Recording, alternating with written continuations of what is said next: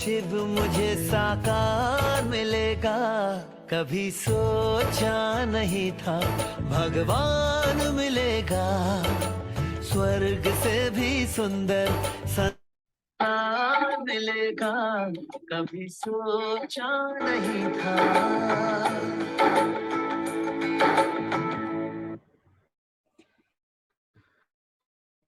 ओम शांति। आप सबका Hartley welcome है। आई होप सब लोग बहुत एंजॉय कर रहे होंगे। अच्छी लग रही होगी हमारी ये नई जर्नी।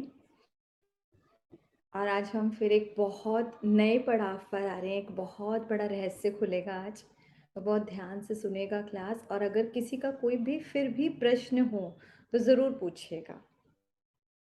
अच्छा, कल होमवर्क हमने वर्बली नहीं दिया था, आपके पास डायरेक्ट पहुंचा था, तो ट्राई किया था होमवर्क? किसको याद है होमवर्क था क्या? ममता दीदी, आप बताओगे होमवर्क था क्या? नए बच्चों को ही दिया था। श्रुति, आप?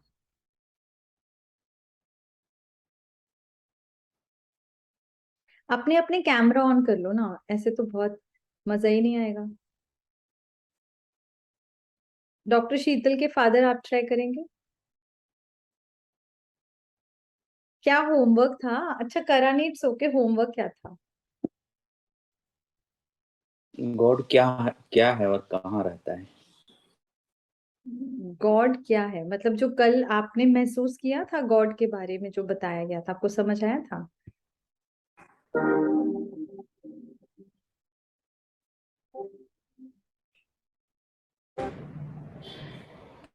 एक्चुअली सिर्फ उसको अगर देखें तो उस जो कराया गया उसको महसूस करना था, कुछ भी नहीं था। हमें पहले बहुत कुछ पता था अबाउट गॉड। पता था, नहीं पता था, ऐसा तो यहाँ कोई नहीं बैठा जिसको नहीं पता हो। और कल जो बताया गया जस्ट उसको समझना था कि एक मुझे नया तरीके से पता लगा है और बड़े लॉजिकल तरीके से अबाउट गॉड पता लगा है, तो क्या महसूस था? आप अब बताएंगे अंकल?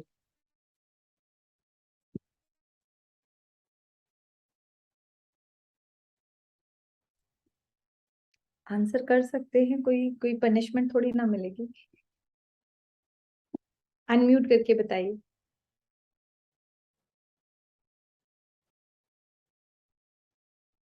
नहीं? अच्छा चलिए, कोई बात नहीं। फ्री है, कोई नहीं है। हम ये क्लास गॉडली क्लास जो होती है ना, इसमें कोई पनिशमेंट नहीं मिलती, कोई कोई स्ट्रिक्टनेस नहीं होती है, सबको अपनी चॉइस होती है। ठीक है, तो अभी हम चलेंगे आगे। अपनी सुंदर सी शुरुआत करने के लिए, जब भगवान की क्लास है तो टीचर को तो बुलाना पड़ेगा ना, तो अपने सुप्रीम टीचर के पास चलते हैं। लंबे गहरे सांस लेंगे, बॉडी को एकदम लाइट लाइट रिलैक्स कर, और सारा फोकस आईब्रोज के सेंटर पे अपने एक सुंदर दिव्य यथार्थ स्वरूप को देखें। A tiny shiny beautiful star.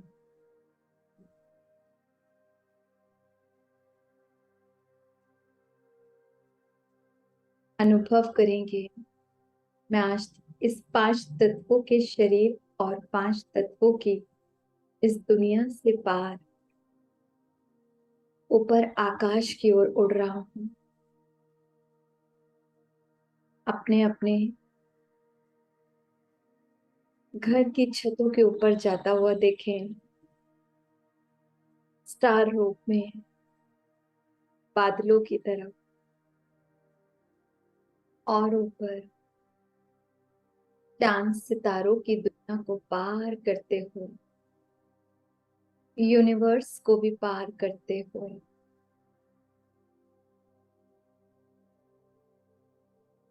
जहां अर्थ बिल्कुल बॉल जैसी दिख रही है, क्रॉस करते करते पहुंच के अपने नीचे परम धाम, हम सब आत्माओं का घर है। शांति धाम बोलते हैं। विजुलाइज करें चारों तरफ लाइट बिल्कुल, ये मेरा मीठा घर, और सामने देखें उस शांति के सागर, प्यार के सागर, ज्ञान सूर्य, परम पिता परमात्मा, मेरे पिता।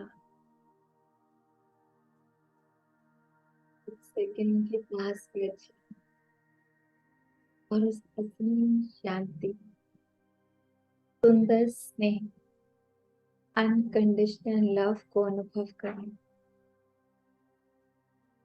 मेरा पिता।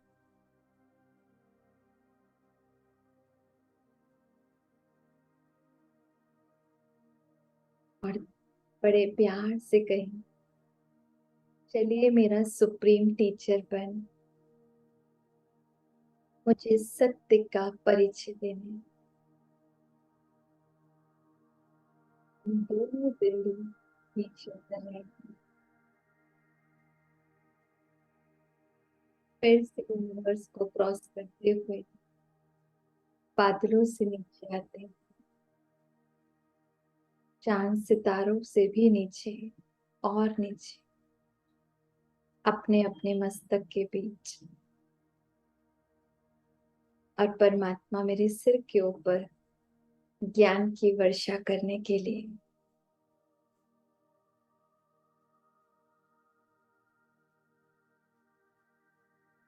हे मेरे मन बुद्धि, अगले 1 घंटे के लिए इस सत्य की खोज में मेरा पूरा साथ देना, एकदम स्टेबल होकर हर गहरे रहस्य को समझने में मेरे दोस्त बन के बैठना। शुक्रिया बाबा, शुक्रिया। ओम शांति, शांति। सभी कॉपी पेन लेकर बैठें, स्पेशली नए स्टूडेंट्स, और अपना कैमरा ऑन करके बैठेंगे तो बहुत अच्छा। और सबको अपना पार्टिसिपेट करना होगा, ऐसे नहीं चलेगा, क्योंकि मैं आपसे कुछ क्वेश्चंस भी करती जाऊंगी और आपको ख्याति बहन, आप जो हैंड रेज करेगा उसका अनम्यूट करके पूछेगा। तो सबसे पहले हमारे सामने एक चित्र है, जरा ध्यान से देखें, जिसको त्रिमूर्ति का चित्र बोलते हैं। और हम आज तक सुनते आए हैं ब्रह्मा, विष्णु, महेश के बारे में, लेकिन जरा ध्यान से देखें, आप ब्रह्मा का चित्र थोड़ा डिफरेंट नहीं है जो आज तक हमने सुना, देखा, पढ़ा। कौन बताएगा जो आज तक हम सुनते आए हैं, उस ब्रह्मा और इस ब्रह्मा में क्या फर्क है? ये तो बहुत इजी क्वेश्चन है, कौन बताना चाहेगा?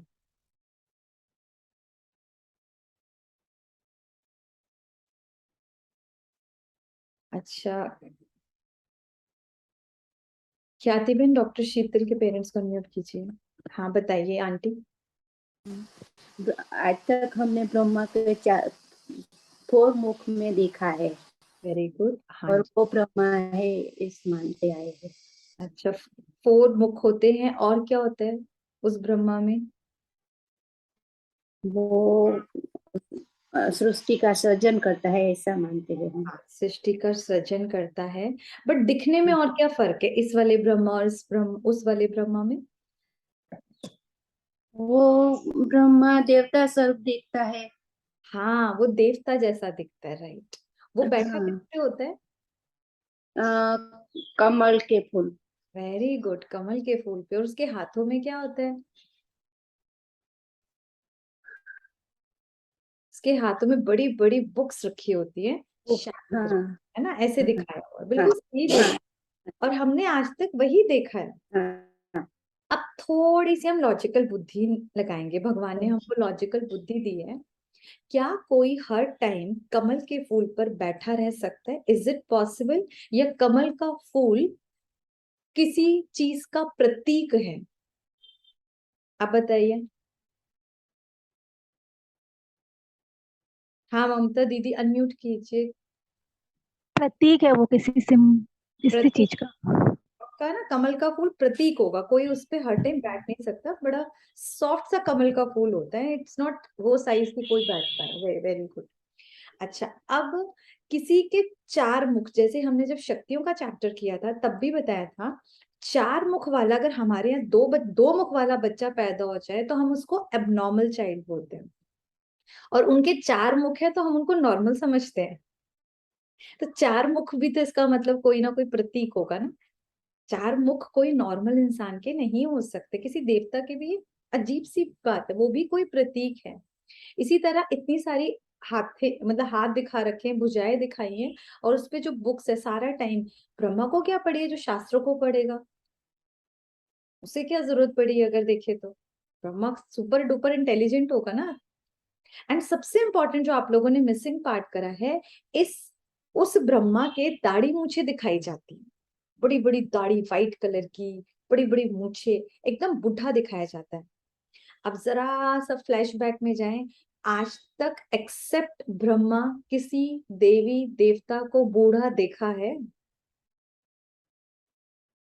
याद करो, मंदिरों में बचपन से जा रहे हो, किसी बुढ़े देवी देवता को देखो, सारे यंग, एकदम परफेक्ट बॉडी, हेल्दी, है ना, कोई बूढ़ा नहीं देखा। ये इन क्या हमें पड़ी थी, इन्हीं को बूढ़ा दिखाया गया, बताओ। कभी हमने ना सोचा ही नहीं। सतवचन महाराज, आज हम थोड़ा लॉजिकल सोचेंगे। परमात्मा ने जो आके बताया, ब्रह्मा अगर, पहली बात तो दाढ़ी मूछ वाला कोई देवता नहीं होता, बड़ी बड़ी मूछे तो राक्षसों को दिखाई जाती है या नहीं? बड़ी मूछे राक्षसों को दिखाई जाती है, देवी देवताओं को थोड़ी नहीं दिखाई जाती है। यहाँ पर देखो विष्णु जी को, जरा अपने मंदिर में झांक कर आना, हर देवता एकदम क्लीन शेव होगा, ऐसा लगता ही नहीं कभी उनको कुछ करना भी पड़ता है। क्या फुल मेकअप में रहते हैं ये लोग तो। नेचुरल ब्यूटी इतनी इतनी जबरदस्त है सतयुग में कि वहां पर ये सब कुछ करने की जरूरत ही नहीं है। फिर इस ब्रह्मा को क्यों मूछे दाढ़ी, और वो भी इतनी बड़ी, यानी कि एक अनुभवी अनुभवी वृद्ध तन के रूप में दिखाया गया है। तो आज ही हम इस रहस्य को समझेंगे, है ना, कितना सुंदर रहस्य, किसी को भी नहीं पता, और आज वो आप जानने वाले हैं, मजेदार। अच्छा, अब सोचने वाली बात है, ये जो दिखाए हुए हैं शंकर जी, अब थोड़ा सा लॉजिकल है, ये आज के चैप्टर का पार्ट नहीं, बट फिर भी मैं थोड़ा सा लॉजिकल चाहती हूँ आप सब समझें। जब हमने समझा कि ऊपर बॉल भी नहीं जा सकती, साइंस ने इसको प्रूव किया हुआ है, बॉल नहीं जा सकती, सब समझते हैं। सूक्ष्म वतन में शंकरपुरी है, ये हमने पढ़ा। तो ऊपर शंकरपुरी में शंकर जी के बड़े बड़े सांप हैं, है ना, एक बाघ की खाल पे वो बैठे हुए तपस्या कर रहे हैं, त्रिशूल है, कमंडल है, कितनी सारी चीजें, ये ऊपर कैसे पहुंच गए? जब लॉजिकली बॉल भी ऊपर नहीं जा सकती, ये सारी चीजें ऊपर क्या कर रही हैं?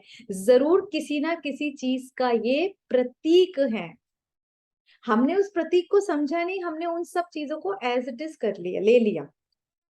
जो कमल का फूल होता है वो प्रतीक होता है प्योरिटी का, है ना। तभी तो हम सब ने हिंदी में उपमा में क्या देखते थे, कमल नयन, है ना, कमल समान नयन ऐसे बोलते थे, यानी कि इतने प्योर नयन। हस्त के लिए भी कमल समान बोलते थे, पैरों के लिए भी पद कमल समान बोलते थे। तो ये क्या प्रतीक थे, ऐसा थोड़ा ना कि कमल चिपक गया था इनमें, ऐसा तो कभी नहीं हुआ। उस टाइम हम सबने हिंदी वोकैबुलरी पढ़ी हुई है ना, तो उसमें क्लियर था ना, ये एक उपमा दी जाती है, एक प्रतीक होता है। बट हमने देवी देवताओं को उस प्रतीक को तो समझा नहीं, उसके साथ ही समझ लिया वो ऐसे ही थे, एज इट इज। तो परमात्मा ने इनका, देखो ये भगवान जी का काम जो चल रहा है इन तीनों के थ्रू क्या करता है, जो बहुत सही बताया था आंटी ने, कि ब्रह्मा द्वारा स्थापना का काम किया जाता है, विष्णु द्वारा पालना का काम किया जाता है, और शंकर द्वारा विनाश का काम किया जाता है। ये GOD, गॉड का काम है, ये काम है ना, ये कर्तव्य है, और कर्तव्य इन तीनों देवताओं के वो थ्रू कराते हैं। अब इस सृष्टि की स्थापना कैसे हुई? कहते हैं जो हम सब ने सुना होगा, लाइक मैंने तो यही सुना था कि परमात्मा ने जब सृष्टि की स्थापना करी तो ब्रह्मा के थ्रू करी, और ब्रह्मा ने जैसे एक संकल्प किया, सिर्फ एक संकल्प किया और सृष्टि रच गई, लाइक ऐसे भू छू मंतर और आ गया। ये ना टीवी में अच्छा लगता है, इट्स नॉट मैजिक कि एक ऐसे कर और हो गया। बीज बोया, परमात्मा ने बीज बोया, बिल्कुल सही है। कहाँ बोया? उस ब्रह्मा के मन में। और वो संकल्प, क्योंकि मन का काम सोचने का होता है, फिर ये धीरे धीरे इस तरह से सृष्टि की रचना हुई। अब आगे हम चलते हैं। यहाँ पर विष्णु रूप दिख रहा है आप लोगों को, सबको समझ आ रहा होगा, है ना? श्री नारायण, इन सब इनकी हम बहुत पूजा करते हैं, सभी ने करी भी होगी, आज भी करते होंगे। ये विष्णु जो चतुर्भुज है, जरा इनके अलंकार बड़े ध्यान से देखें, अलंकार ध्यान से देखें। ये सारे अलंकार भी ना प्रतीक हैं। हमने अपने सीढ़ी के चित्र में समझ लिया था कि जितने भी देवी देवताएं जो सतयुग में आए थे, इन आत्माओं ने कितने सुंदर श्रेष्ठ कर्म किए थे, इसीलिए इतना सुंदर इन्हें चोला मिला। पर वो श्रेष्ठ कर्म कब किए थे? वो श्रेष्ठ कर्म संगम पे किए थे। इतनी योग तपस्या, परमात्मा के साथ इतना कनेक्शन की नेक्स्ट टू गॉड हो गए थे, नेक्स्ट टू गॉड। तभी तो इनको गॉड एंड गॉडेस बोलते हैं। तो पर हमारे जैसे 4 सब्जेक्ट्स हैं इस पढ़ाई में, हम लोग जहाँ पढ़ते हैं, आप लोगों का भी एडमिशन हो चुका है, तो ये अलंकार उस पढ़ाई से रिलेटेड हैं। तो पहला जो अलंकार है वो है ज्ञान। ये जो चक्र दिखाया गया है इसको बोलते हैं स्वदर्शन चक्र, है ना? सुदर्शन चक्र, और दिखाते हैं इनके हाथ में। अब सोचकर देखो, कहाँ बोलते हैं देवी देवताएं डबल अहिंसक थे, उनको क्या पड़ी है मारकाट करने की? वैसे तो देवी देवताएं हैं, वो भगवान हैं। आप देखो, हम लैंग्वेज तो यही बोलते हैं ना कि वो भगवान है, वो कुछ भी कर सकते हैं। जब वो कुछ भी कर सकते हैं तो वो चक्कर चला के लोगों के गले क्यों काटेंगे? उनको क्या पड़ी है? फिर क्यों बोला जाता है अहिंसो परमो धर्म? तो एक्चुअली ये स्वदर्शन का अर्थ है स्व का दर्शन करना। इसका मीनिंग देखो, इसका संधि विच्छेद करो। स्व मतलब स्वयं का, स्वयं मैं कौन हूं? आत्मा, इसका दर्शन करना, ये परमात्मा ने ज्ञान। तो ये स्वदर्शन चक्र आज तक लोग क्या सोच रहे, गले काट रहे हैं। लेकिन जितनी बार हम आत्माएं स्वदर्शन चक्र यानी अपने 84 का चक्र घुमाते जाएंगे तो क्या होगा? हम अपने ऊपर अटेंशन देंगे और गलत कर्म करेंगे ही नहीं। तो किसका गला कटेगा? हमारी कमी कमजोरियों का, हमारे विकारों का। बाहर कोई राक्षस नहीं बैठा, अंदर राक्षस बैठे हुए हैं, अंदर बुराइयां बैठी हुई हैं, उसका गला कटता है। दूसरा, यहाँ पर ये आपको दिख रहे हैं? ये योग का सिंबल है जो चढ़ाते हैं। और एक नोटिस करने वाली बात है, जो ये गदा होता है, जब आप युद्ध के मैदान में जाते हो, अब याद करो हनुमान जी जय श्री राम, तो गदा ऊपर होता था। तो ऊपर होना यानी कि हम लड़ाई करने जा रहे हैं। लेकिन जब लड़ाई जीत जाते हैं, विजय हो जाती है, तो गदे को नीचे रखा जाता है। नीचे रखना यानी कि विजय। और इनको आप किसी भी फोटो में देखना, हमेशा गदा नीचे दिखाया जाता है। तो इसका मतलब क्या है? वो आत्मा जिसने अपने विकारों पर, अपने विकर्मों पर जीत हासिल कर ली। लड़ाई बाहर नहीं है, लड़ाई अंदर है। लड़ाई कौन सी है? अशुद्ध, मतलब जैसे कहो ना, सच्चाई की, बुराई की, आप अशुद्ध और शुद्ध विचारों की, ये कॉन्फ्लिक्ट चलते हैं ना। हम सबके अंदर देवी गुण वाले भी अच्छे संकल्प आते हैं और बुरा गंदे वाले भी आते हैं, सभी के आते होंगे। तो हम किस पे जीतते हैं? तो इन आत्माओं ने संगम पर इतना इतना योग बल करा कि इन्होंने अपनी सारी बुराइयों पर जीत पा ली। इसीलिए गदा दिखाया जाता है। वरना इतने बड़े देवता को क्या पड़ी है मारकाट करने की? गदे से कौन सी लड़ाई करने जा रहे हैं? प्लस हमने सुन लिया, अच्छे से समझा, सतयुग और त्रेता में कोई भी सिवाय देवी देवताओं के था ही नहीं। राक्षस तो लड़ाई किससे करते हैं ये लोग? सत्युग में तो जरूरत ही नहीं थी ना इन सब की। उसके बाद जो तीसरा हमारा सब्जेक्ट आता है धारणा। धारणा, यानी कि जो कमल का पुष्प है। अब ध्यान देना, ज्यादातर मेरे ख्याल से 99% हर देवी देवताओं के जिनके 4, 6, 8 भुजाएं दिखाई जाती है, एक अलंकार में से कमल फूल जरूर दिखाया जाता है, या फिर कमल के फूल में उनको बिठा दिया जाता है, क्योंकि कमल प्योरिटी का प्रतीक है। और इन आत्माओं ने पवित्रता का बल इतना धारण किया था अपने संकल्प, बोल, कर्मों, आचार, विचार, व्यवहार, हर तरीके से, इसीलिए इनको आज भी कमल का फूल दिखाया जाता है। तो ये धारणा का प्रतीक है। और जो चौथा हमारा सब्जेक्ट है वो है सेवा। सेवा, सेवा यानी कि ये जो शंख ध्वनि दिखाया जाता है, शंख क्या करते हैं, दूर दूर तक चारों दिशाओं में ध्वनि करता है ना। तो यहाँ पर परमात्मा के परिचय को दूर दूर तक फैलाना, परमात्मा का सत्य परिचय देना, आत्माओं को उनके पिता से मिलाना, ये सेवा है। ये चौथा सब्जेक्ट है और हम सब ये करते हैं, सब करते हैं और ये करना ही है। ये कब करा, अलंकार अभी दिखाए हुए हैं जब ये देवता रूप में थे, लेकिन ये सब किया कब था, संगम पर, जब ये आत्माएं खुद पर काम कर रही थी। इतना इतना अच्छा काम करा, जो इतना सुंदर तन मिला, जो आज तक पूज्य नहीं है ना, दिल नहीं करता इनको देखकर। और ये शंकर जी, शंकर एक्चुअली अगर देखें, हम सब शंकर का रूप है, हम सब शंकर यानी कि विनाशकारी। लेकिन विनाश कोई बाहर की बात नहीं है, दिखाते तीसरा नेत्र जगा और विनाश, है ना, यही सुनते आए हैं, उनके तीसरे नेत्र से डरना। अब सच सच बताओ, आप लोगों का तीसरा नेत्र नहीं जग चुका? तीसरा नेत्र यानी कि ज्ञान का नेत्र, हम सबका भी तो जग रहा है ना, आप लोगों का भी स्टार्ट हो गया ना। तीसरा नेत्र हम सबका जग रहा है, ज्ञान का, आत्मा का तीसरा निजाम, खुद को देखना शुरू किया, अपनी अच्छाई बुराइयों को देखना शुरू किया। पहले आपको पता ही नहीं था कि मैं बुरा भी सोच रही हूँ, वो क्या करते। अब धीरे धीरे तो जब हम सबका तीसरा नेत्र खुलता है, तो उससे हमारी कमी कमजोरियों का विनाश होता है। बाहर का विनाश करने के लिए तो प्रकृति एटॉमिक बॉम्ब्स बहुत हैं, इनको क्या करने की जरूरत है। अगर देखें तो बाहर विनाश से पहले कहाँ होगा, हम सबके अंदर एक विनाश होगा, हम सबकी बुराइयों का, सबकी बुराइयों का। और ये सब अब आई थिंक स्टार्ट हो चुका है। तो ये ज्ञान रूपी नेत्र है और विकारों का विनाश होना है। ये डिस्ट्रक्शंस किसका होगा, वाइसेस का होगा, हम सबके अंदर जो है। तभी दुनिया में क्या बोलते हैं, पापी से घृणा मत करो, पाप से घृणा कर, है ना।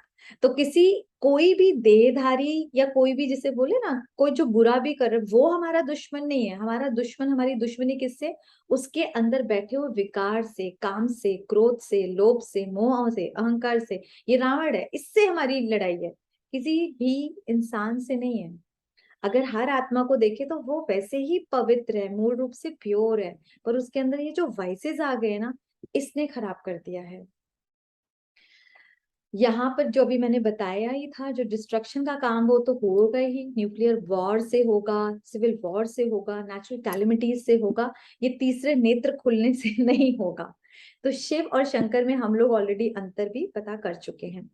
अभी चलते हैं एक बार ये पता करने कि इस संस्था के बारे में अभी क्या इसका पूरा नाम है, क्या कर रहे हैं, और वो जो ब्रह्मा के बारे में आज हम बहुत अच्छे से डिटेल में जानेंगे कि ब्रह्मा में जो डिफरेंस हमने स्टार्टिंग में करा, ये कौन सा है। तो हमारी जो संस्था का नाम है वो है प्रजापिता ब्रह्मा कुमारी ईश्वरीय विश्वविद्यालय। प्रजापिता यानी कि पूरी प्रजा उसका पिता, है ना। प्रजापिता का मीनिंग समझें। और इट्स ब्रह्म कुमारी नहीं है, इट्स ब्रह्मा कुमारी है। ब्रह्मा कुमारी यानी ब्रह्मा मुख द्वारा जो आत्माएं रची गई, उनको ब्रह्मा कुमार और कुमारिया कहलाया। और ये जो संस्था है, ये यज्ञ है, ये स्वयं ईश्वर द्वारा स्थापना किया गया है। जो विश्वविद्यालय, विश्वविद्यालय यानी कि यहाँ पर संसार की हर आत्मा को पढ़ने का अधिकार है। छोटा हो, बड़ा हो, बूढ़ा हो, किसी भी जात पात, किसी भी नेशनैलिटी को हर आत्मा पढ़ सकती है। एक ही क्लास में अलग अलग पढ़ते हैं, क्लास एक ही होती है, छोटा बच्चा भी पढ़ेगा, बड़े लोग भी पढ़ेंगे। ये इस विश्वविद्यालय की क्वालिटी है। अब परमात्मा ने जब रचा, अब जरा सोच के देखें, जो कल मैंने थोड़ा सा आपको हिंट भी दिया था कि अगर मुझे भी, मैं अगर आत्मा हूं, अलग है ना, शरीर नहीं है, मुझे अपनी बात आज मैं आपको कैसे समझा रही हूँ, अपने ऑर्गन्स द्वारा ना, मुख द्वारा समझा रही हूँ, आंखों द्वारा देख रही हूँ, बोलूंगी कैसे? इसी तरीके से हमने जान लिया कि वो परमपिता परमात्मा भी बिंदी है, हम भी बिंदी हैं। अब हमारे पास तो शरीर है, उसके पास शरीर नहीं है, तो वो कैसे समझाएगा? इतने पढ़ाई पढ़ानी है, कोई आकाशवाणी से तो एक टाइम का काम है नहीं कि हो जाए, उसको काफी टाइम से भी जानेंगे, वो पढ़ा रहा है तो कैसे पढ़ाता है, उसको भी ये 5 सेंसेस चाहिए। अब 5 सेंसेस चाहिए, प्लस बोलते हैं कि वो जन्म मरण से नहीं आ रहा है, यानी कि उसका अपना शरीर तो होगा नहीं। अब जब उसका अपना शरीर नहीं होगा तो भाई वो आएगा कैसे, पढ़ाएगा कैसे? अब ये 5 सेंसेस, तो क्या वो बैल का शरीर ले, किसी जानवर का शरीर ले, शेर का शरीर ले, किसी पक्षी का शरीर ले, या इंसान का शरीर ले? बताओ किसका शरीर लेना चाहिए, कौन बताएगा? भगवान को किसका शरीर लेना चाहिए? कहते हैं शिव किस पर आए थे, शंकर जी के लिए बैल पर आया, बैल पे आके पढ़ा सकते हैं भगवान हमें? किसको लैंग्वेज समझ आएगी बैल की, बताओ? किसी को भी नहीं आएगी ना। कौन सी लैंग्वेज समझ आएगी? जिसमें हम बात करते हैं, यानी कि उसको मनुष्य तन का आधार लेना पड़ेगा। सिंपल बात यही है। परमात्मा आएगा जो लॉजिकली समझ आ रहा है, और ज्ञान सुनाने के लिए उसको एक मनुष्य तन का आधार लेना पड़ेगा, तब उस मुख के द्वारा वो अपना ज्ञान सुना पाएगा। तो वो जो तन परमात्मा ने मुकर्रर किया, उसका नाम था दादा लेखराज, जो भगवान ने फिर उसका नाम ब्रह्मा रखा, प्रजापिता ब्रह्मा रख दिया, ताकि इस मुख द्वारा वो ज्ञान सुना पाए। अब मन में आएगा इनको क्यों लिया, हमें भी तो ले सकते थे, हमारे गुरु जी कोई कम है क्या? वो कोई भी तन लेता, क्वेश्चन यही रहता, इसे ही क्यों मुकर्रर किया? जरूर कुछ ना कुछ स्पेशल विशेषताएं होंगी, तभी तो भगवान ने इस तन को मुकर्रर किया। तो उन विशेषताओं को हम समझते हैं। एक चीज जरूर क्लियर कर दूं कि ये जो तन है ये देवता नहीं है, ये तन कोई गुरु भी नहीं है, और ये तन कोई भगवान भी नहीं है। क्या हम सोचें कि ये ब्रह्मा गुरु है, देवता है? बिल्कुल नहीं है। क्यों? भगवान ने आके बताया कोई भी देहधारी बच्चे आपका गुरु नहीं हो सकता, वो भगवान नहीं हो सकता। गुरु वो जो सतगति करे। सतगति कैसे करे? सतमति देकर सतगति, और सतगति जो स्वर्ग तक पहुंचा दे, इससे बड़ी सतगति कोई नहीं है। तो सिवाय भगवान के ये काम दुनिया में कोई नहीं कर सकता। तो ये जो ब्रह्मा है ये भी हम लोगों की तरह स्टूडेंट है। इंपॉर्टेंट चीज, ये भी स्टूडेंट है, लेकिन ये फर्स्ट स्टूडेंट है, वो फर्स्ट स्टूडेंट जिसके तन में आके शिव बाबा ने अपना ज्ञान उच्चारा, और उसके कानों ने पहली पहली बार सुना, और उसके मुख द्वारा अन्य आत्माओं ने सुना। तो हम सारे गॉडली स्टूडेंट्स हैं। हाँ, वो हमारा सीनियर है, हम सब बच्चे जूनियर हैं, दैट्स इट। लेकिन वो कोई देवता या भगवान या गुरु नहीं है, ये क्लियर। कई बार सोचते हैं कि ब्रह्मा कुमारियों का नहीं है। अब सबका क्या है, तन दिखता है ना, अंदर बैठो शिव बाबा तो दिखता नहीं है, वो तो किसी को भी नहीं दिखता, लेकिन काम तो परमात्मा का ही चल रहा है। जैसे मेरा तन दिख रहा है, लेकिन अंदर बैठी हुई तो आत्मा है ना। अगर ये मैं निकल जाऊं तो शरीर का तो कुछ है ही नहीं। तो सेम यहाँ भी ऐसे ही चल रहा है। अब सुनते हैं बहुत सुंदर सत्य स्टोरी ही। तो ये जो इनका जो जन्म हुआ, ये 1876 में सिंध हैदराबाद में एक बहुत ही, जिसे कहते हैं ना, एक सुलझे हुए घर में हुआ था। बचपन में माँ ने शरीर छोड़ दिया, और पिता इनके हेडमास्टर थे। तो उस टाइम के हेडमास्टर्स बहुत डिसिप्लिन में रहना, अच्छी वैल्यूज देना, तो उन्होंने अपने बच्चे को शुरू से ही बहुत सुंदर, जिसे कहते हैं, प्रेरणाएं दी, शिक्षाएं दी। और ये बच्चा बड़े होते होते दादा लेखराज के नाम से बहुत प्रसिद्ध हुआ। तो जब ये थोड़े छोटे थे, 14-15 साल के एज में इनके पिता ने भी शरीर छोड़ दिया। तब इनको पढ़ने का शौक शुरू से था, इंटेलिजेंट बहुत ज्यादा थे, और भक्ति भावना उस जमाने में यूं कह लो थोड़ा होता भी था। तो काफी ज्यादा थी और नारायण के भक्त थे। तो जब 14-15 साल में पिता ने शरीर छोड़ा तो इनके चाचा ने कहा तुम मेरे किराने की दुकान पर आके काम संभाल लिया करो। तो कहता ठीक है।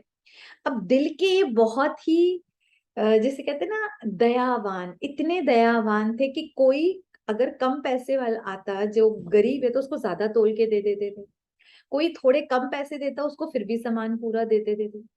एक बार इनके चाचा ने पकड़ लिया, कहते तू तो मेरी दुकान ही डुबो देगा, जाके तू अपने लिए अलग अलग ढूंढ, अगर इतना ही दान पुण्य करना है ना तो अपना जाओ कमाओ और करो। चले गए भाई साहब। अब आगे गए तब इन्होंने सोचा कि कहीं तो कुछ काम करना ही पड़ेगा। तो इन्होंने एक ज्वेलर की दुकान थी, तो वहां पर जो डायमंड मर्चेंट था वहां पर इन्होंने अपना काम की शुरुआत की। बहुत ज्यादा कुशार्क बुद्धि जिसे बोलते, बहुत ज्यादा कि एक बार किसी ने समझाया समझ आ जाए। तो वहां छोटे लेवल से काम स्टार्ट करते करते तो इनका जो मालिक था उनको इनका काम बहुत पसंद आया और उन्होंने इनको हीरे की परख करना सिखाया।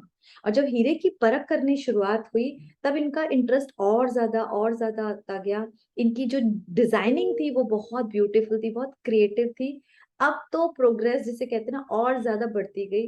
वो मालिक तो बहुत खुश हो गया क्योंकि ये दुकान भी अच्छे से संभाल लेते थे, इतनी क्रिएटिविटी भी थी। उन्होंने इनको पार्टनर बना लिया। अब पार्टनर बनने के बाद इतनी प्रोग्रेस कि उस जमाने के ये करोड़पति हुआ करते थे। जस्ट इमेजिन, करोड़पति। और वहां पर उस टाइम आप सबको पता होगा कि इंडिया में ब्रिटिशर्स का राज्य था, तो वहां की जो क्वींस थी वो भी दादा लेखराज से ही इतनी इम्प्रेस रहती थी कि इन्हीं के यहाँ से हमको ज्वेलरी लेनी है। दादा लेखराज क्योंकि बहुत ही जैसे आदर्शवादी थे कि सत्य बोलेंगे, कभी झूठ नहीं, एकदम खड़ा जिसे कहते हैं खरी चीजें देना। तो बहुत इस तरीके से था। हमारे यहाँ की भी जो राजा लोग थे उनकी क्वींस भी यहीं से इनसे ज्वेलरी लेती थी और सबकी डिजाइनिंग बड़ी डिफरेंट, बहुत अच्छा। तो खूब बढ़िया काम धंधा चल रहा है।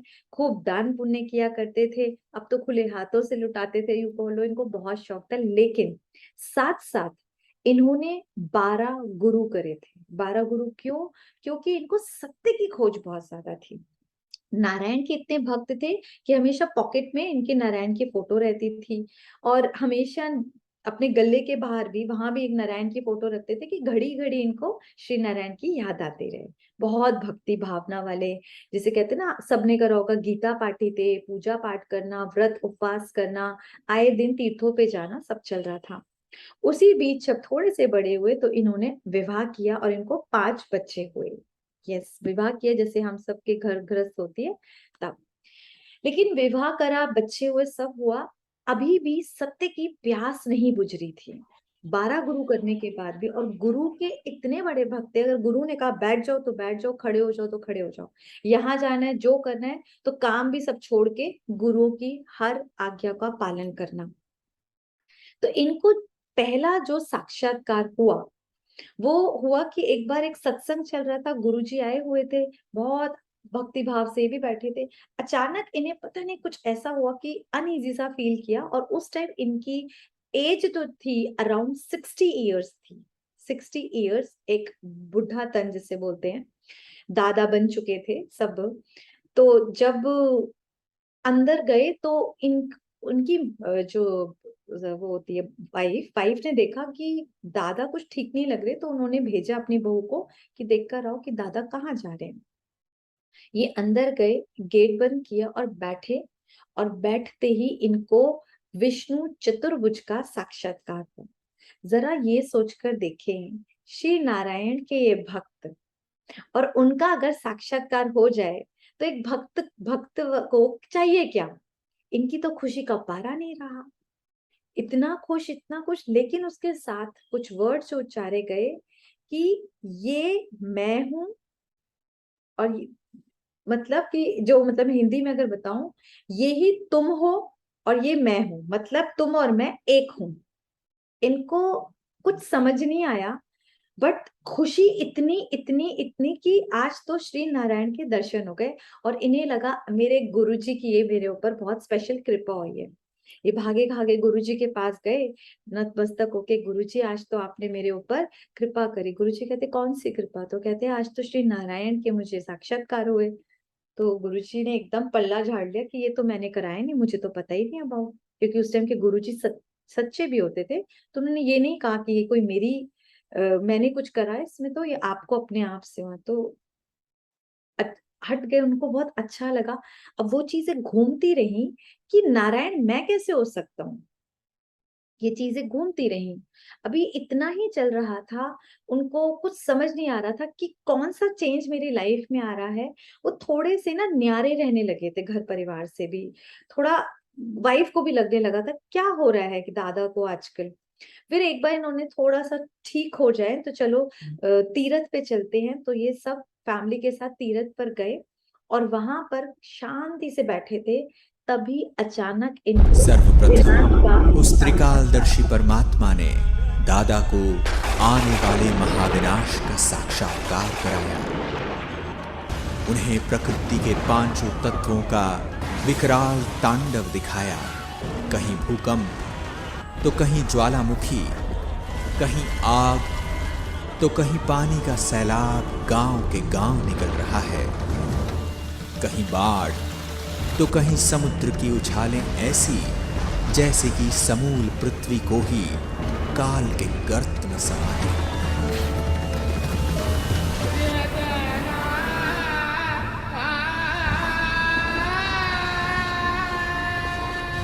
साथ ही उन्हें कत्लेआम का मंजर भी दिखा, जहां सारे विश्व के महायुद्ध में विध्वंसकारी हथियारों द्वारा नरसंहार दिखा,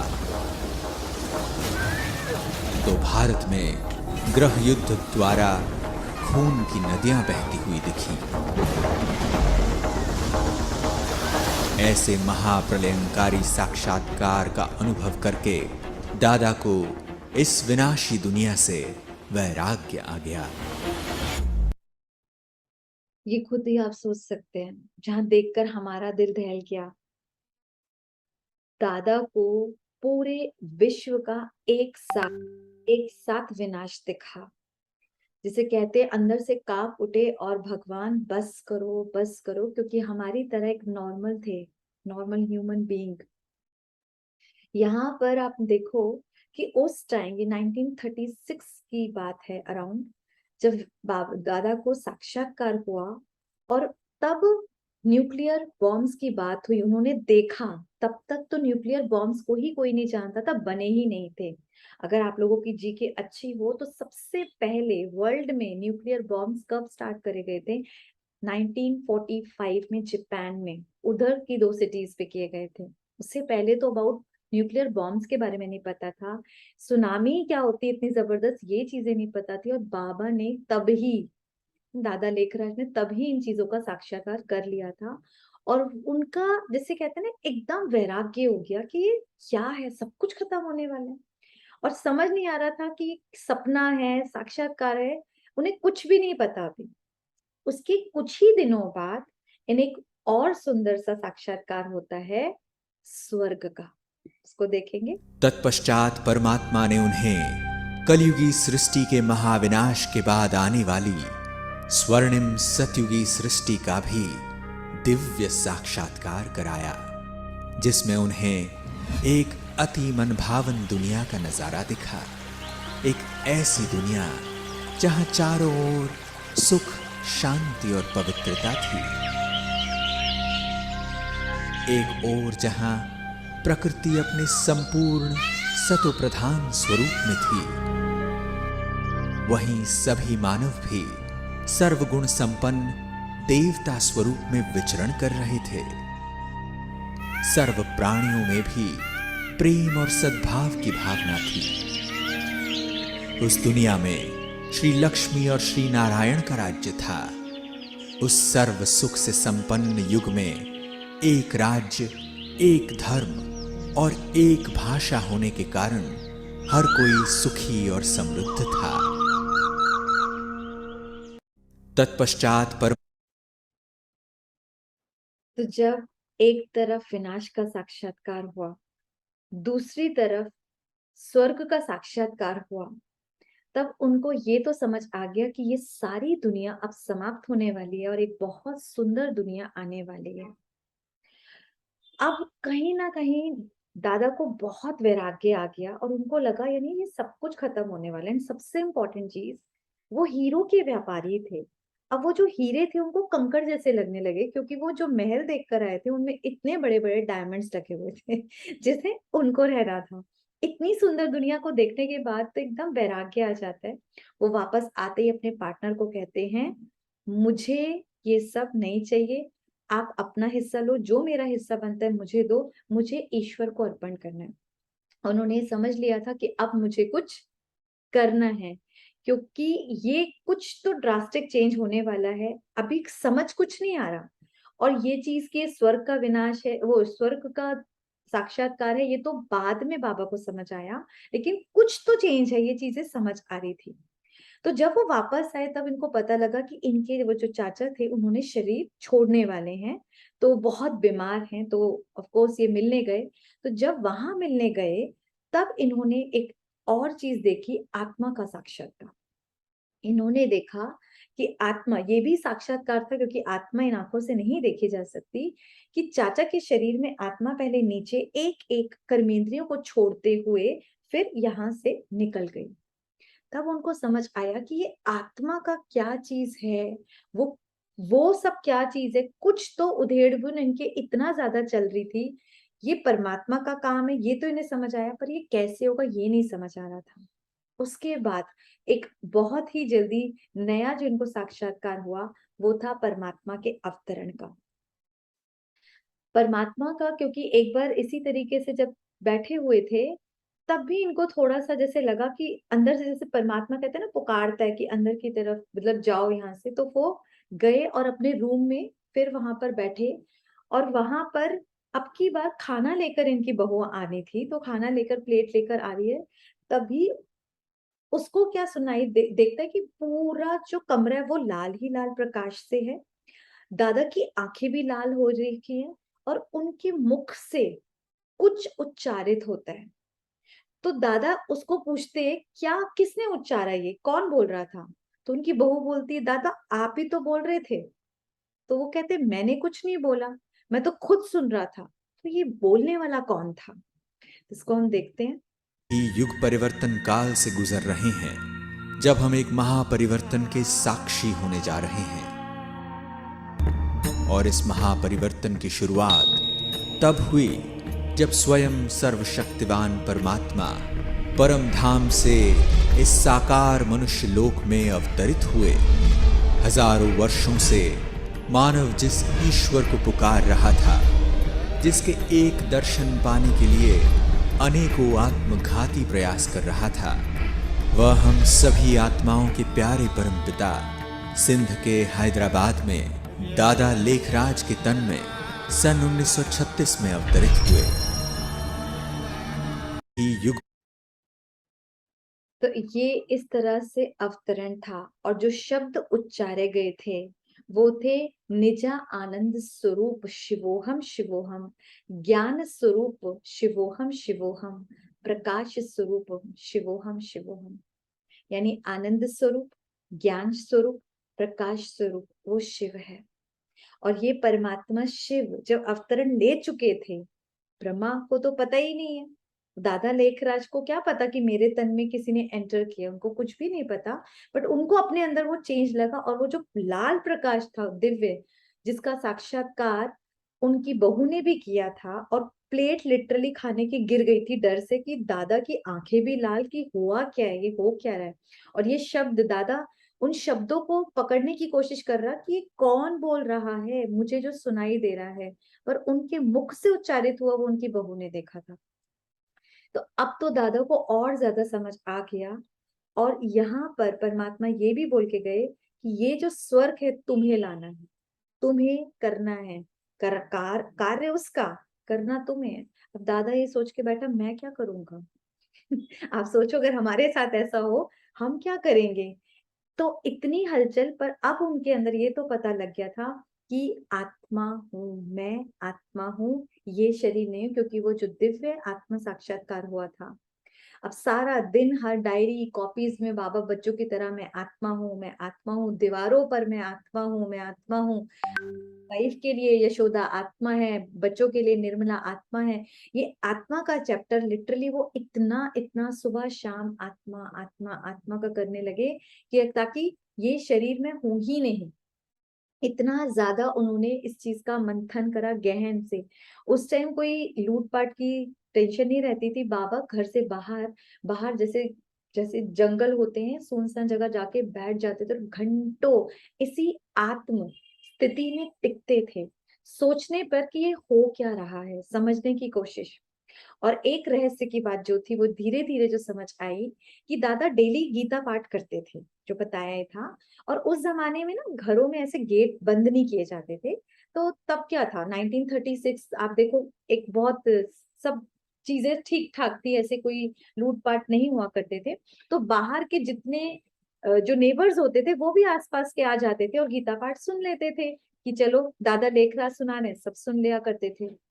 लेकिन धीरे धीरे अब क्या हुआ, दादा वो गीता नहीं सुनाते थे, वो खोलते, लेकिन उनके मुख द्वारा शिव बाबा ये ज्ञान सुनाने लगते। कौन सा ज्ञान? आत्मा का ज्ञान सुनाते, आत्मा के गुणों का ज्ञान सुनाते, उसके स्वरूप और शक्तियों का ज्ञान सुनाते और ओम की ध्वनि कराते। और उस ओम की ध्वनि करते ही जितने भी आत्माएं बाकी लोग बैठे थे वो ट्रांस में चले जाते, यानी उन सबको साक्षात्कार होने लगे। किसी को कृष्ण के, किसी को विनाश के, किसी को स्वर्ग के। एकदम धूम मच गई थी चारों तरफ की सिंध हैदराबाद में, ये हो क्या रहा है। तो जहां पर कई लोग इतना फेमस हो गए थे कलकत्ता तक कि कहते थे कि अगर किसी को कृष्ण के साक्षात्कार करने हैं, कोई चमत्कार कर देखना है, तो चलो सिंध के दादा लखीराज के पास चलो। और उसी टाइम शिव बाबा ने, जिनको हम बता रहे हैं कि शिव, उस परम पिता परमात्मा शिव ने उच्चारण करते हुए बताया कि ये जो तन है, आज से इसका नाम प्रजापिता ब्रह्मा मुकर्रर किया। वो भी स्वयं भगवान ने उनका नाम रखा कि ये प्रजापिता ब्रह्मा है। इसके मुख द्वारा जिन जिन आत्माओं ने ज्ञान लिया उन सबको ब्रह्मा कुमार कुमारिया बोला गया। और उस टाइम सिंध हैदराबाद में बहुत ज्यादा जो महिलाओं की अच्छी स्थिति नहीं थी, अच्छी स्थिति नहीं थी, भोग विलास की गुड़िया थी वो लोग। उस टाइम को इतना पढ़ाया लिखाया नहीं जाता था, लेकिन वहां पर ज्वेलरी का काम बहुत ज्यादा होता था। तो उनके जो हस्बैंड्स होते थे वो 6-6 महीने, साल साल भर के लिए बाहर जाते थे काम धंधे के लिए।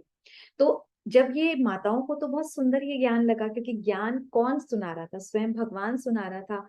और वो जो साक्षात्कार होते थे उन लोगों को बहुत अच्छी भाषणाएं आती थी, शक्ति मिलती थी, और ज्ञान था भी तो कितना सहज। आप सबको भी तो कितना अच्छा लग रहा है ना, सत्य ज्ञान था, सहज था, जीवन में सिंप्लिसिटी आती गई और एक बहुत प्योरिटी आती गई।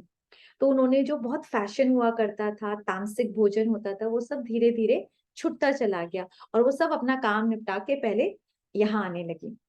अब जब उनके हस्बैंड्स घर पर आए तो उन्होंने कहा इन्हें क्या हो गया, ना ये सजती सवरती है, बहुत सिंपल रहती हैं, ये खान पान में भी इतना चेंज। तो उन्होंने दादा के पास गए, दादा आप तो बुढ़े हो गए हो, चलो कोई बात नहीं, लेकिन इन बच्चों का क्यों कर रहे हो, ये तो अभी बहुत यंग हैं। तो दादा सोच रहे मैं तो कुछ करता ही नहीं हूँ, मुझे तो पता ही नहीं अंदर कौन बोल रहा है। पर उन सबको तो विश्वास नहीं हुआ, सबको क्या लग रहा था ये दादा लेखराज कुछ कर रहा है।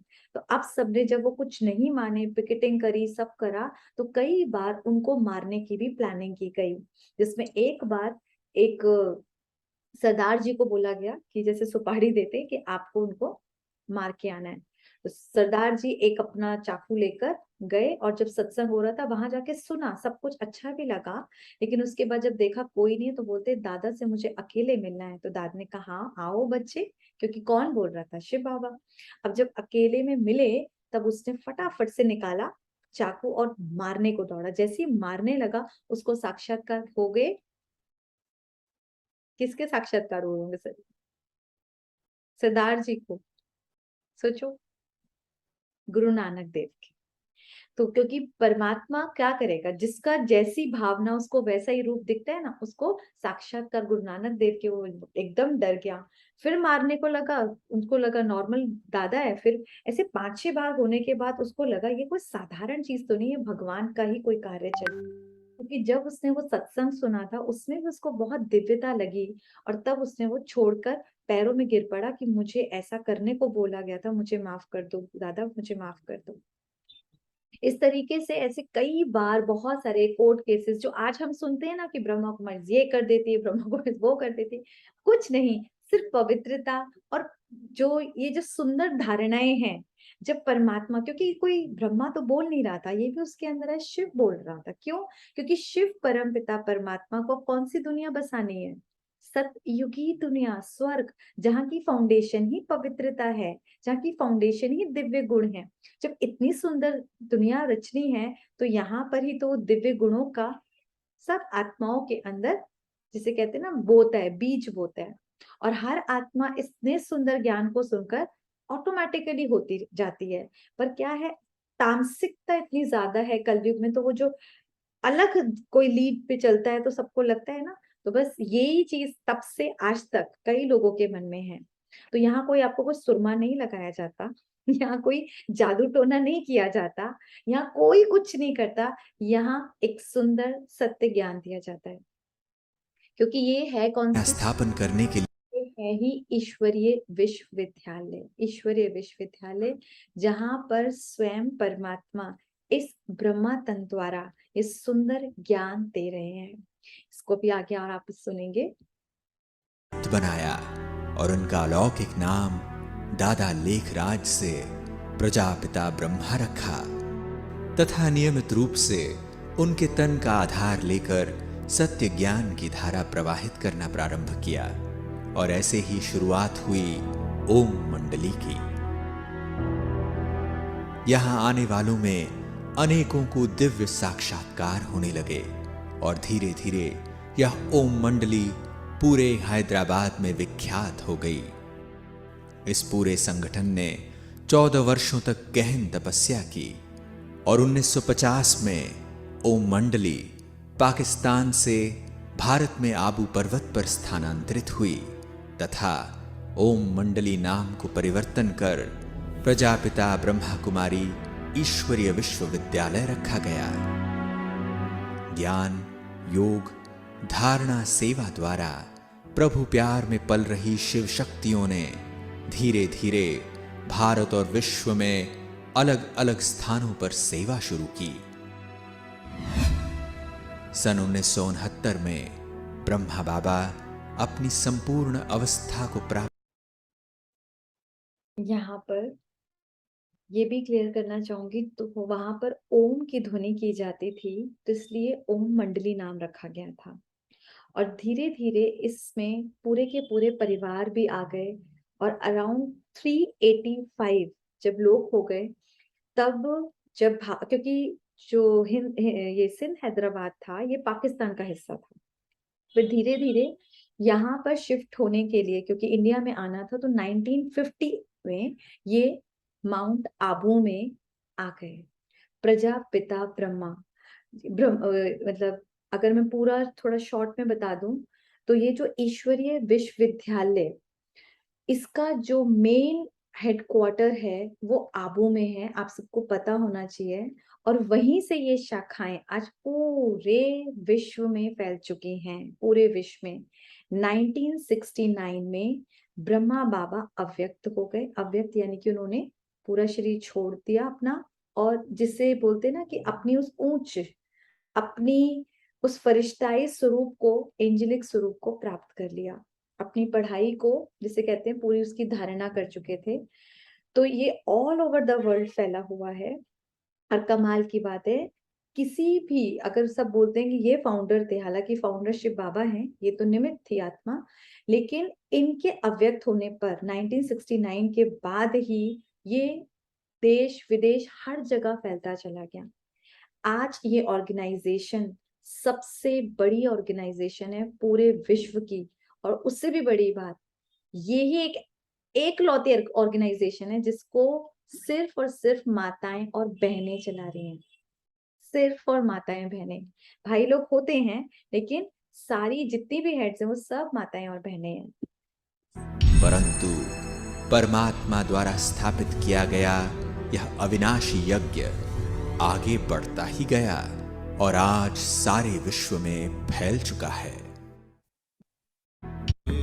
इस परमात्मा, ये बढ़ता ही जा रहा है, बढ़ता ही जा रहा है। और अभी ये 149 देशों से भी ज्यादा आगे जा चुका है और हर जगह आपको हर 3 किलोमीटर दूरी पर एक ना एक सेंटर जरूर मिल जाएगा, छोटी गीता पाठशाला मिल जाएगी, क्योंकि ये स्वयं परम पिता परमात्मा का कार्य चल रहा है, विश्व परिवर्तन का, नर्क को स्वर्ग बनाने का। तो इसको कोई रोक तो सकता ही नहीं है। लेकिन आप लोग बहुत, जैसे कहो, कॉन्ग्रेचुलेशंस कि आप भी इस विश्वविद्यालय के अब स्टूडेंट बन चुके हैं और इस ज्ञान को अच्छे से ले रहे हैं, समझ रहे हैं, और जिसे कहो कि स्वर्ग के लिए आप लोगों का भी नाम रजिस्टर्ड हो चुका है। आगे सुनते हैं। स्थापन करने पर इस परमात्मा अवतरण की वेला के महत्व को जान, परमात्मा द्वारा बताई जा रहे श्रीमत को अपने जीवन में धारण करने से ही हम उस दुनिया में जा पाएंगे। इस ईश्वरीय ज्ञान का लाभ विश्व की हर आत्मा ले सकती है, क्योंकि हम सभी आत्माएं उस परम पिता परमात्मा की संतान हैं और यह ईश्वरीय ज्ञान हमारा जन्म सिद्ध अधिकार है। याद रहे, अभी नहीं तो कभी नहीं। ओम शांति।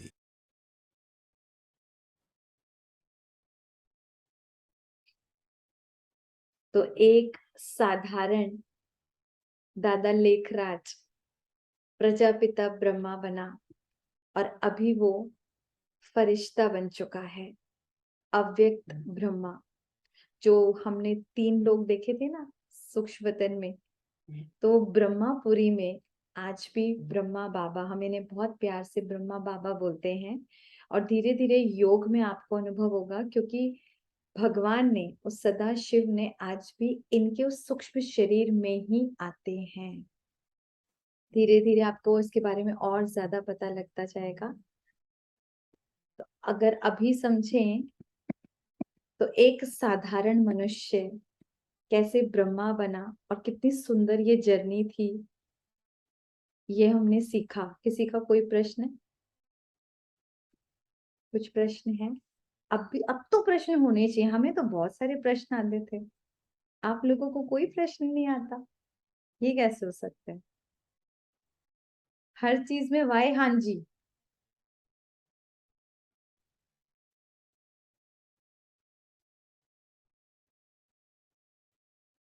मतलब आपको समझ आ गया ये दिव्य कार्य जो परमात्मा का चल रहा है, ये उस प्रजापिता ब्रह्मा द्वारा चल रहा है, समझ आ गया?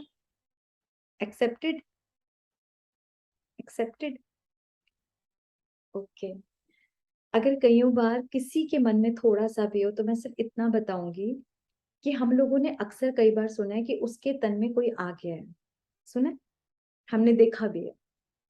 हमारे यहाँ जैसे ताऊ जी आया करते थे, कहीं कुछ कोई और सोल आती है तो कहते हैं उसकी मम्मी आई थी, और जब वो आत्मा उसके अंदर एंटर करती है तब वो नहीं रहती, वो आत्मा हो जाती है और उसके बारे में घर में यहाँ ये रखा है, ये रखा है, उसी तरीके से बातचीत करते हैं और आसपास वाले लोग भी उसको वैसे ही ट्रीट करते हैं। ये सबने सुना होगा, हमने देखा भी है। इसी तरीके से जब कई बार आता है कि भगवान कैसे कर सकते हैं, जब एक नॉर्मल आत्मा किसी और तन का आधार लेके अपने कार्य कर सकती है, तो क्या वो परमात्मा नहीं कर सकता? वो कौन सी बड़ी बात होगी? हो सकता है या नहीं हो सकता? तो भगवान भी ये दिव्य कर्तव्य कर रहा है उस ब्रह्मा तन के आधार द्वारा। लेकिन अब ब्रह्मा तन भी जा चुका है, फिर आप लोग को तो और बहुत लेट आए हैं। उसके बाद गुलजार दादी का तन का आधार लेके ब्रह्मा और शिव बाबा दोनों आते थे, वो हमने भी मुलाकात करी है। उस तन द्वारा भी ये पढ़ाई पढ़ी है और आज तक ये पढ़ाई हम डेली पढ़ते हैं। जो हम सुनते थे ना मुरली, मुरली का मतलब हम क्या सोचते थे? वो काठ की मुरली, हम यही सुना करते थे, यही समझते थे। और उसके रस में गोप गोपिकाएं अपना सारा काम धंधा लोक लाज भूल के बस चली आती थी, यही सुना ना। परमात्मा ने मुरली बताई, मुरली अर्थात महावाक्य, परमात्मा के वो सत्य महावाक्य जिसके लिए हम गोपिकाएं अभी प्रेजेंट में, वो गोप गोपिकाएं सब कुछ भूल भाल के वो 1 घंटे की क्लास करते हैं और वो उसका नशा 23 घंटे रहता है। इतना मजा है। तो ये वो भगवान के महावाक्य हैं। कब सुनाए? कौन सी मुरली? संगम पर, इस संगम पर उस ब्रह्मा तंत्र द्वारा, जिसको सत्य गीता ज्ञान बोले, मुरली बोले, भगवान के सत्य महावाक्य बोले, जीवन को बदलने वाले महावाक्य बोले, कुछ भी बोले, जिसके लिए और उसके लिए ही आज तक इतना र्यूमर फैला हुआ है ब्रह्मा कुमारी के लिए, क्योंकि उस सत्य ज्ञान को सुनने के लिए वो गोप गोपिका याद करती थी ना। तो घर वाले क्या सोचते थे? घर बार छुड़ा रहे, घर बार कुछ नहीं छुड़ा रहे। एक्चुअली ये ज्ञान तो गृहस्थियों के लिए है, सच पूछे तो है या नहीं? गृहस्थियों को चाहिए सहनशीलता, गृहस्थियों को चाहिए सत्यता, गृहस्थियों को चाहिए एडजस्ट करने का नेचर। ये हमें नहीं चाहिए। सन्यासियों को क्या जरूरत है? घर बार छोड़ के वो तो चले गए जंगल में, उनको क्या चाहिए एडजस्ट करने के लिए? खाना भी किसी और से मांग रहे, काम धंधा भी कुछ नहीं करना। हम लोगों को घर परिवार में रह के पवित्र रहना, सत्य बोलना, हर आत्मा के साथ एडजस्ट करके चलना, भगवान ये जीवन जीने की एक नई शैली सिखाता है। दुनिया में हर स्कूल में हर स्किल सिखाई गई, लेकिन सोचना कैसे किसी ने नहीं सिखाया। भगवान हमको सोचने का एक नया तरीका सिखाता है। चीजें वही हैं, परिस्थितियां वही हैं, पीपल वही हैं, आपके रिश्ते थोड़ा ना बदल जाएंगे, लेकिन नजरिया बदल देता है। और इतना खूबसूरत नजरिया बना देता है कि वही पति है, वही बच्चे हैं, वही सिचुएशंस हैं, लेकिन एक नए एस्पेक्ट के साथ हम जब देखते हैं, और वो जो सुंदर गुण और धारणाओं की वाइब्रेशंस द्वारा हम ना खुद का बल्कि अपनों के जीवन में भी परिवर्तन करते हैं। और एक मिसाल ही तो है, घर गृहस्थ में रहते हुए, घर गृहस्थ में रहते हुए सबसे उपराम रहना, इसको बोलते हैं सत्य कमल पुष्प जीवन। ये भगवान सिखाता है। कीचड़ में रहना यानी कि ऐसी गलत संस्कार वाली आत्माओं के साथ रहकर भी छींट भी ना खाना, ये भगवान सिखाता है। जो सिर्फ किताबों में पढ़ा करते थे, जीवन में कैसे धारणा करते हैं, ये भगवान सिखाता है। दुनिया में लोग गीता कंठस्थ करते हैं, ब्रह्मा कुमारियां गीता जीती हैं। हमारा जीवन क्या है? गीता। गीता में क्या लिखा है, ये ब्रह्मा कुमारियों का जीवन बताता है। तो ऐसा तो जीवन श्रेष्ठ है या नहीं है? ऐसा जीवन श्रेष्ठ है या नहीं है? सोचिए, इस जमाने में लोगों की सोच से भी पार कोई 3-4 बजे उठता है। इस जमाने में इतना शुद्ध आहार, विचार, व्यवहार डाइजेस्ट नहीं होता लोगों को, नहीं होता। तो जब हम थोड़े से अच्छे बनने लगते हैं ना, तो लोगों को मुश्किल होती है। आज अगर आप बोलो मैं 3 घंटे पिक्चर गई थी, एक्सेप्टेबल। 2 घंटा क्लब में गई थी, एक्सेप्टेबल। लेकिन मैं 1 घंटा सत्संग कर कर आई हूँ, है ब्रह्मा कुमारी के यहाँ जिसे कहो सुंदर से प्रवचन सुनकर आई हूँ, तो डाइजेस्ट नहीं होता। क्यों? क्योंकि हमसे थोड़ी अलग जा रही है। बट हम कुछ अलग नहीं है, कुछ गलत नहीं कर रहे, एक जीवन जीने का सही तरीका सीख रहे हैं। और इसका फायदा सिर्फ आपको नहीं, आपके परिवार को होगा। जिसमें भगवान हमको क्या सिखाता है? हर आत्मा अपने अपने घर की अगरबत्ती बन जाओ। अगरबत्ती को कीचड़ में भी रखो, कूड़े में भी रखो, वहां भी खुशबू फैलाएगी ना। तो हमारे यहाँ कैसी भी संस्कार वाली आत्माएं हो, अगर हम वो जलती हुई अगरबत्तियां बन जाएं, तो हमारा जीवन कितने खुशबूदार होगा, और उसका असर हमारे पूरे परिवार में दिखे। तो करना चाहिए या नहीं करना चाहिए? या उनकी तरह तुम भी बदबू और हम भी बदबू फैलाएं? बदबू फैलाने के लिए पूरी दुनिया बैठी हुई है ना। अभी हम सब भगवान के राइट हैंड बनेंगे सतयुगी लाने के लिए, लाएंगे सब, स्वर्ग में चलना है ना। तो भगवान का वो मददगार बनना है। मददगार बनने के लिए 1 उंगली लगानी है सिर्फ, काम तो चल ही रहा है, आप ना भी लगाओ तो भी होगा। स्वर्ग आने से कोई नहीं रोक सकता, चाहे हम सोए चाहे हम जागे। लेकिन अगर हम वो 1 उंगली अपनी देंगे, तो हमारा भी भाग्य बन जाएगा। तो आप सब भी जिसे कहते हैं ना, मोस्ट वेलकम है अपना अपना भाग्य बनाने के लिए, कि इस परमात्मा के श्रीमत पर चलकर अपना जीवन सुधारें, अपनी सोच सुधारें। ये शुरुआत है स्वर्ग की। स्वर्ग की शुरुआत है पहले खुद से। तो हम अपनी सोच को सुधारेंगे, ठीक है।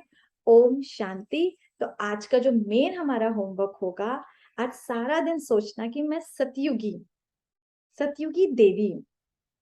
तो देवी कैसे बैठती है, कैसे चलती है, कैसे बोलती है, अपने बच्चों के साथ कैसे डील करेगी, गेस्ट के साथ कैसे डील करेगी। जस्ट मैं देवी हूं। एक दिन का देवी स्वरूप सोचना आपको खुद लगेगा ये तो बहुत श्रेष्ठ जीवन है। साधारण आत्माएं तो कुछ भी बोल देते हैं, कुछ भी कर देते हैं, हाथ भी उठा देते हैं, लेकिन देव आत्माएं तो कभी ऐसा काम नहीं करेंगे ना। तो आज का ये होमवर्क है एंड आई होप कि आप सब लोग जरूर करेंगे। ठीक है, ओम शांति। चलिए उस खुदा को दिल से थैंक्स बोलते हैं जिसका इतना सुंदर ज्ञान है। लंबा गहरा श्वास लें, बॉडी को लाइट, 1 सेकेंड में मस्तक के बीच।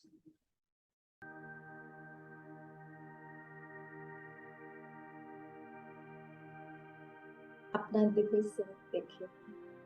मैं श्रेष्ठ आत्मा हूँ, मैं एक महान आत्मा हूँ, दुनिया की सबसे भाग्यवान, खुशनसीब, तकदीरवान आत्मा हूँ। कोटों में कोई, कोई में भी कोई परमात्म ज्ञान को सुनने वाली आत्मा हूँ। वाह मेरा भाग्य, सबसे परमात्मा की पहचान को समझा, जाना और परमात्मा की श्रीमत को जीवन में अपनाने के लिए मुझे ये मौका मिला है। अपने जीवन को स्वर्णिम युग के लिए बनाने का ये सुंदर मौका मिला है। परम पिता परमात्मा, आपका मैं दिल से बहुत बहुत शुक्रिया करती हूँ। वापस से आपको ढूंढा था, पुकारा था, मंदिर बैठी व्रत उपवास, और कभी सोचा नहीं कि आप घर बैठे आसानी से अब मिले हैं, पा लिया है। आपसे आपका पूरा वर्षा जरूर लूंगी।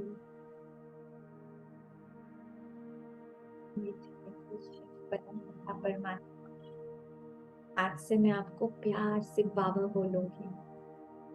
बाबा, मैं आपकी भक्त नहीं, आपकी बच्ची हूँ, बच्चा हूँ। तो आपकी हर गुण और शक्ति पर मेरा अधिकार है, आप पर पूरा अधिकार है। इस अधिकार को देने के लिए बहुत बहुत शांति।